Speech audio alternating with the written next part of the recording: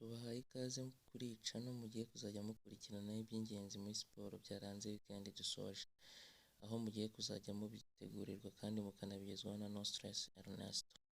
Bana nanjye buri mu wa mbere muzengurutse isi ya siporo kugira ngo utazajya ucikanwa n'amakuru y'imikino. Icyo usabwa ni ugukanda subscribe.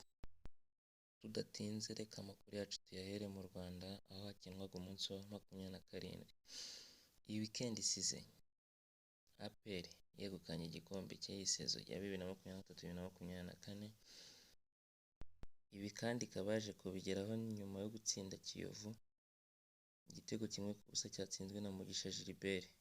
Kikaba ari igikombe cya 22 twaye kuva ivutse, kikaba igikombe cya gatanu twayikurikiranya eka ya shampiyona y'u Rwanda.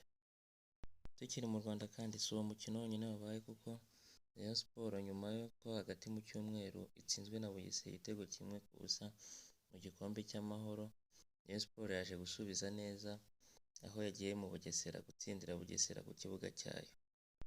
Rayon Sport yaje gutsinda Bugesera nyuma y'iminsi havugwa ko hazabaho gahunda yo guharirana, Rayon Sport igaharirwa mu gikombe cy'amahoro nayo igaharira Bugesera mu gikombe cya shampiyona kugira ngo itazamanuka mu cyiciro cya kabiri. Mu yindi mikino yabaye nuko Gasogi kwa gatanu yari yatsinze Sunrise igitego kimwe ku busa, Marine nayo irwanaho itsinda Polisi flop y'iyi sezo, Mukura na AS Kigali zinganya ubusa ku busa, Gorilla ihagararaho imbere ya Musanze itsinda igitego kimwe ku busa.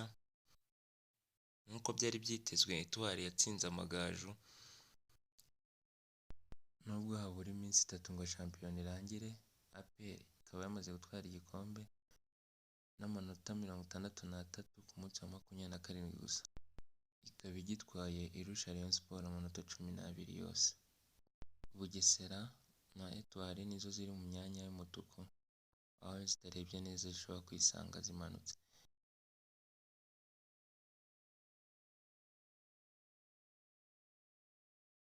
Mu makuru y'Uburayi reka tuyahere muri English Premier League aho yakomezaga ku munsi wayo wa 34. Arsenal yaje gutsinda ibitego 2 ku busa byaje kuboneka bitsinzwe na Trossard na Odegaard. Tukiri muri English Premier League nuko na Liverpool yaje gutsinda ibitego 3-1 ku kibuga cya Fulham Craven Cottage. Iyo akaba ari imwe mu mikino ikomeye yabaye kuko andi makipe yari arimo arakina FA Cup. Iyo ni imwe mu mikino ikomeye yabaye muri English Premier League kuko andi makipe nka Man City, Man U, Chelsea ziri gukina FA Cup. Arsenal na Liverpool zikaba zitije umwanya wa mbere n'uwa kabiri mu gihe zitegereje Man City ko ikina umunsi wa 33 nubwo bakinaga umunsi wa 34 muri shampiyona yabo muri rusange. Tudatinze reka tuhite tujya muri FA Cup twavugaga aho Man City yaje gutsinda Chelsea igitego kimwe ku busa gitsinzwe na Bernardo Silva, ikarangira ikomeje igeze ku mukino wa nyuma aho yari itegereje kureba ikiza kuva hagati ya Manchester United na Covent. Bidatinze haje gukurikiraho umukino wa Manchester United bakinaga na Covent. Igice cya mbere kikaba cyarangiye ari 2 ku busa, gusa umukino wose warangiye ari 3-3 aho Manchester United yaje gukomeza kuri penalty aho yaje kubigeraho itsinze penalty 4-2. Manchester United ikaba igeze ku mukino wa nyuma wa FA Cup inshuro ya kabiri ikurikiranya kuko n'umwaka washize yari yagezeyo. Iby'ingenzi muri siporo reka tubisoreze muri El Clasico aho yatangiye Barcelona ifungura amazamu ku munota wa 6 gusa Christensen yaramaze kugiterekamo, gusa ntibyatinze kuko ku munota wa 18 Vinicius Junior yaje kucyishyura kuri penalty. Igice cya mbere kiza kurangira ari igitego 1-1.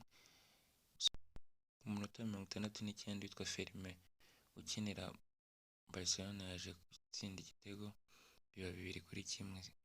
Byatinze ko Lucas Vazquez ku munota wa 73 yaje gushyiramo ikindi bibaye 2-2.